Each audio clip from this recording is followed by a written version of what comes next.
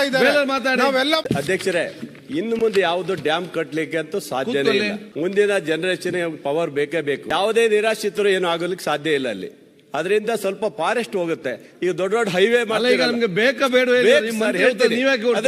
ಅದರಿಂದ ಒಳ್ಳೇದಿದೆ. ಫಾರೆಸ್ಟ್ ಹೋಗುತ್ತೆ ಅಂತ ಹೇಳಿದ್ರೆ ರಾಜ್ಯದಲ್ಲಿ ಹೈವೇಗಳು ಅದಕ್ಕೆ ಫಾರೆಸ್ಟ್ ಹೋಗಲ್ವಾ? ಫಾರೆಸ್ಟ್ ಎಷ್ಟು ಹೋಗಿದೆ ಹೈವೇಗೆ ಇವತ್ತು? ಮಂತ್ರಿ ಒಂದು ಹೈವೇ ಮಾಡ್ಬೇಕಾದ್ರೆ ಎಷ್ಟು 1000 ಎಕರೆ ಹೋಗುತ್ತೆ ಅಲ್ವಾ? ಅದೆಲ್ಲ ಗಮನದಲ್ಲಿ ಇಟ್ಕೊಂಡಿದ್ವಿ. ಡ್ಯಾಮ್ ಏನು ಇವ್ರಿಗೆ ನೀರು ಬಿಡ್ತೀವಿ ನಾವು, ಡ್ಯಾಮ್ ಇಂದ ನೀರು ಪೂರ್ತಿಯಾಗಿ ಕಟ್ಕೊಳ್ಳಲ್ಲ. ಇವ್ರಿಗೆ ಎಷ್ಟು ಕುಡಿಯಕ್ಕೆ ಎಷ್ಟು ಬೇಕು, ಜನರಿಗೆ ಎಷ್ಟು ಬೇಕು, ಒಂದ್ ನಿಮಿಷ ಹೇಳ್ಬಿಡ್ತೇವೆ ಸರ್. ಎಲ್ಲ ಕೊಡ್ಲಿಕ್ಕೆ ಅವಕಾಶ ಇದೆ ಸರ್. ಒಳ್ಳೆ ಒಂದು ಅವಕಾಶ. ಇಡೀ ಡ್ಯಾಮ್ ಕಟ್ಟಿ ಎಲ್ಲ ಕಡೆ ಹಾಳಾಗಿ ಹೋಗಿದೆ.